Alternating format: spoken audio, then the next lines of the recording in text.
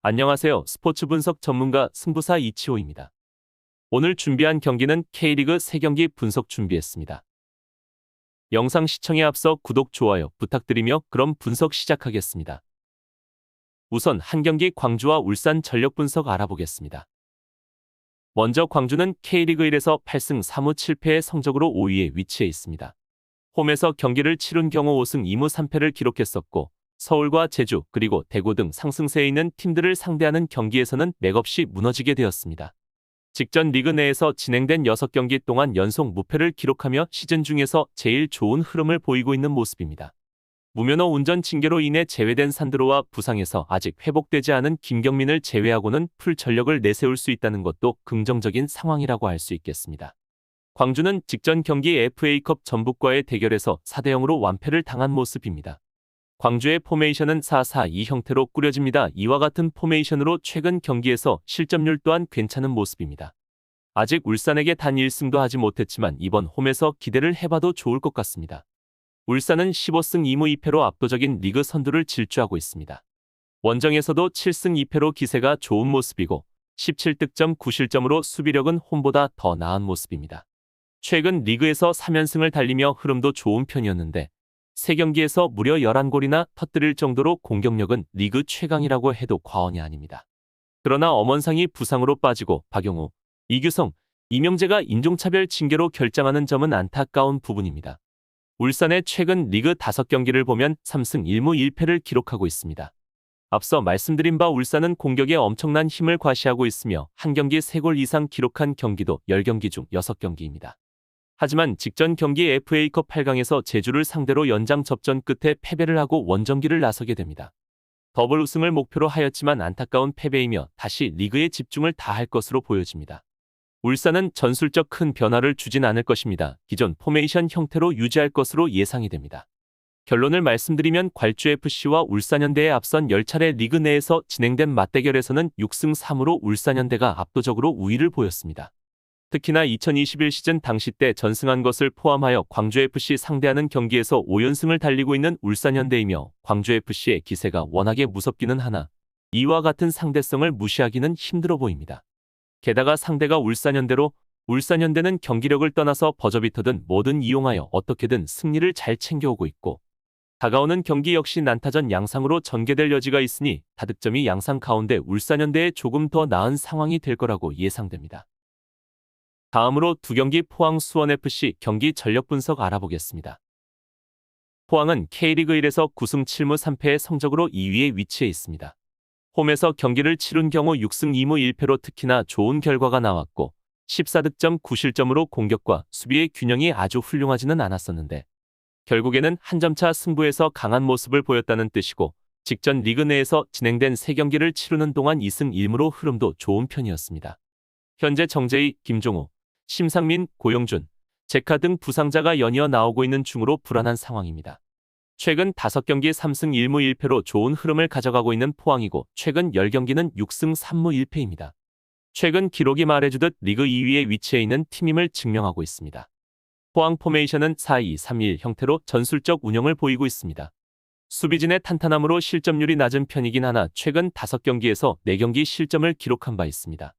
그래도 실점을 하는 경기 속에서 꾸준한 승리를 챙기고 있으며 패배하는 법을 잘 모르는 팀입니다. 수원FC는 K리그 1에서 5승 3무 10패의 성적으로 10위로 낮아져 있는 상황입니다. 5월 이후 리그 내에서 9경기를 치룬 결과 6패나 당했을 만큼 무언가 잘 안 풀리는 양상을 보였고 이번 시즌 원정에서 경기를 치룬 경우 1승 2무 5패로 유난히 약한 모습입니다. 꼴찌에 있는 약팀을 상대로 했을 때에만 이겼었는데 최근 강원과의 경기에선 1대1로 비기기도 하면서 부진이 이어지고 있는 중으로 이광혁, 이재성, 노동건이 아직까지는 부상으로 인해 출전이 어려운 것 역시 좋은 상황은 아닙니다.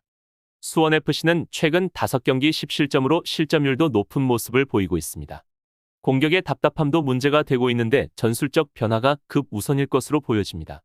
그래도 상대 전적에서 포항에게 5승 5패로 호각세를 이루고 있는 점을 살려 이번 경기에서 좋은 활약을 보여줄 수 있을지 기대가 됩니다.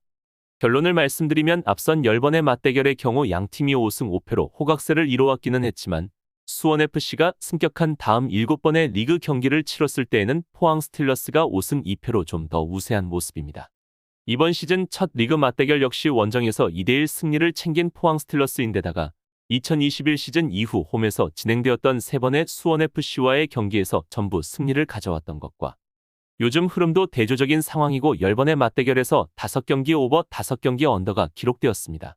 따라서 양팀의 득점을 기대를 해볼 수 있는 경기이고 승패를 가리지 못하고 무승부를 기록할 가능성이 높아 보입니다. 다음으로 3경기 인천과 강원 경기 전력 분석 알아보겠습니다. 인천은 K리그 1에서 이번 시즌 4승 8무 7패를 거두며 9위에 있는 중입니다. 지난 홈 경기 결과 1승 6무 3패로 특히나 승리와는 거리가 멀었을 만큼 부진한 상황이 계속되고 있고 앞선 리그 5경기 동안의 1승 3무 1패로 기복도 심한 상태입니다. 그렇더라도 이번 시즌 연패가 한 번에 불과했었다는 것은 희망적인 부분입니다. 그리고 현재 신진호와 홍시우가 부상으로 인해 출전하지 못하는 중에 김동민이 퇴장 징계를 받은 탓에 이번 경기도 결장하게 되는 것은 불안한 부분입니다. 인천은 3명의 수비진을 형태로 3-4-3 포메이션을 사용하는 편인데 생각보다 실점률이 괜찮은 모습입니다. 중심 미드필더의 활동량을 늘리며 공수 전환이 빠르게 이루어지고 있는 모습으로 생각보다 안정적인 모습입니다. 이번 강원과의 대결에서도 이와 같은 전술 형태로 나설 것으로 예상이 됩니다.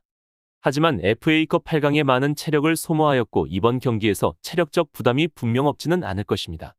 강원은 K리그 1에서 이번 시즌 2승 7무 10패를 거두며 11위로 강등권에 속해 있는 상황입니다. 지난 리그 9경기 동안 연속 무승에 시달렸을 만큼 승리하는 방법을 잊은 모습을 보였고 윤정환 감독이 새롭게 부임하기는 했으나 제대로 된 전술을 펼치기에는 시간이 부족했습니다.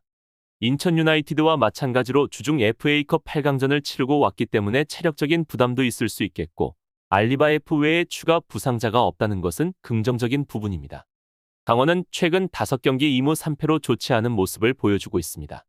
5경기 승점도 없고 8실점을 기록하며 매경기 실점을 보이고 있습니다.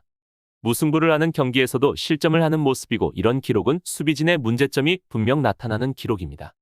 그래도 매경기 실점을 하고 있지만 매경기 득점 또한 기록을 하고 있습니다. 이 부분은 긍정적으로 볼 수 있는 모습으로 보여집니다.